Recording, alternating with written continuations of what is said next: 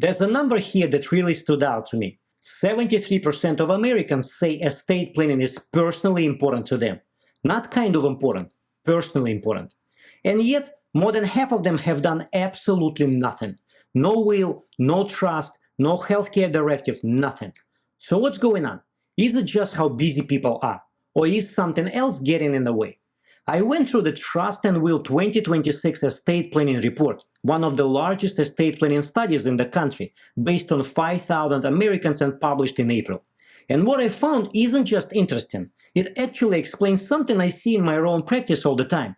And once you understand it, you'll start to see estate planning very differently. Let's get into it. This survey has been running for 6 years now, and every single year the same story. Roughly half of Americans have no estate planning documents whatsoever. 6 years, and it barely moves. Think about that for a second. Online tools are more accessible than ever. Awareness is up, the conversation is more mainstream, and yet the gap between knowing and doing is stuck in place like a parked car. So why? I want to give you my honest take as a financial advisor who works on estate planning every day, because I think most explanations are too surface level. You hear things like people procrastinate, or it's expensive, or it feels complicated. And sure, those things are true, but they are symptoms, not the actual disease. Here's what I think is really happening. Estate planning doesn't feel urgent, and human beings are really bad at acting on things that are important but not urgent. Think about it like going to the dentist. You know you should go twice a year. You know what happens if you don't. But as long as nothing hurts, it keeps sliding down the list. Estate planning is the same thing, except the pain doesn't show up until it's too late to do anything about it. There is also the psychological trap I think of as the complexity illusion. When people think about estate planning, their brain immediately jumps to attorneys, legal jargon, trusts, probate, tax implications, and then it just shuts down. The whole topic gets filed under "I'll deal with this when I have more time to figure out," which of course never comes. And then there is the most dangerous assumption of all. My situation isn't complicated enough for this yet. I hear this constantly from people who have built real assets, who own homes, have retirement accounts, and have something meaningful to pass on. They think estate planning is for someone wealthier, or older, or with a more complicated family structure. That assumption is costing families in very real ways, and you can see it in the data. 42% of Americans say they wouldn't know what to do if a family member died today. Not a fringe group, nearly half. Let me make that real for you. Imagine your spouse passes away unexpectedly. You are grieving, you are exhausted, and now you have to figure out where are the accounts, who has access, is there a will, what happens to the house, are the beneficiaries on retirement accounts even up to date? These aren't abstract legal questions anymore. They're urgent, practical problems that land on your kitchen table whether you're ready or not. And here's what makes this worse. That 42% number drops to just 18% among people who actually have an estate plan in place. So the plan itself isn't just a legal document, it's a roadmap. It's the thing that turns a crisis into a process. The way I think about it is this. Your financial life is a system. You've spent years building it, accounts, investments, properties, decisions. Now imagine handing that system to someone else with no instructions. Even if everything is organized, they still have to figure out how it works. An estate plan is simply the instruction manual.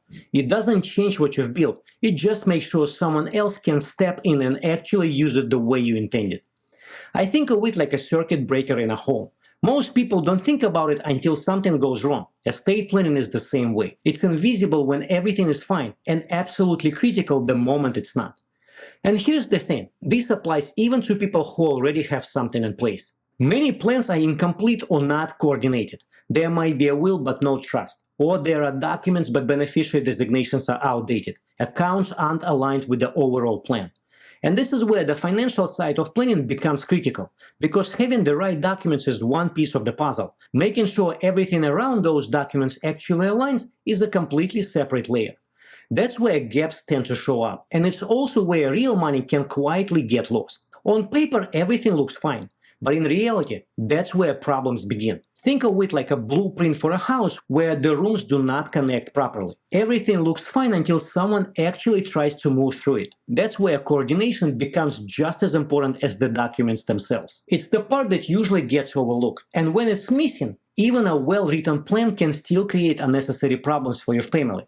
This is exactly why people are starting to look for simpler ways to navigate all of this. Let's talk about something that quietly changing how people approach estate planning and why that matters for your family. In 2025, 20% of Americans said they trusted AI advice more than a human attorney for estate planning. In 2026, 1 year later, that number is 30%, a 10-point jump in 12 months. That is the fastest shift this survey has ever measured on any single topic. And among Gen Z specifically, 46% now trust AI more than attorney. That's a majority. But here's what that really means. Only 5% of people said they would use AI with no attorney review at all. Just 5%. So what people are really saying is, I want AI to help me understand, to guide me through the complexity, to translate the jargon, but I still want a professional in the loop. Think of it like GPS. You don't build the road yourself, but you rely on guidance to get where you're going. That's how people are starting to view estate planning tools.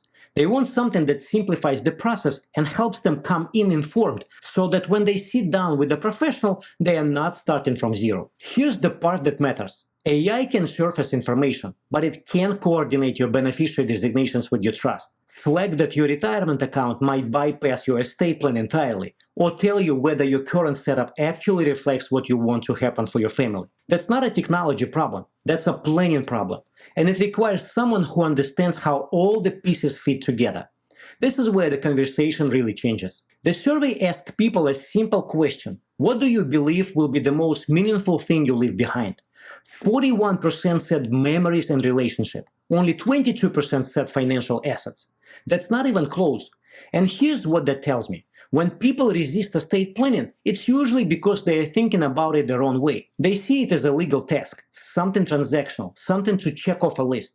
And that framing makes it very easy to keep putting this off.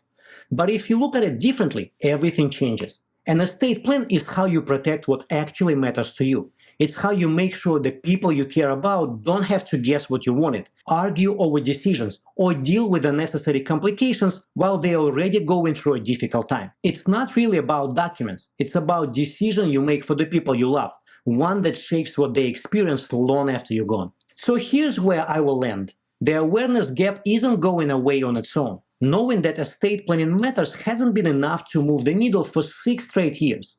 What actually moves people is understanding the real-world cost of waiting, not in theory, but in the kind of practical financial terms we walked about today.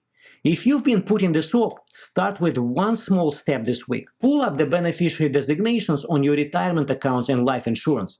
It takes about 15 minutes, and it's one of the most impactful things you can do. And if you want to go deeper, if you want to understand what your current setup actually looks like and where the gaps might be, we can walk through it together. No pressure, just clarity so you know exactly where you stand.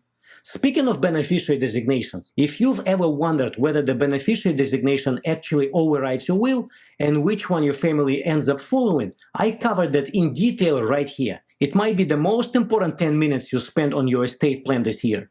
Thanks for watching.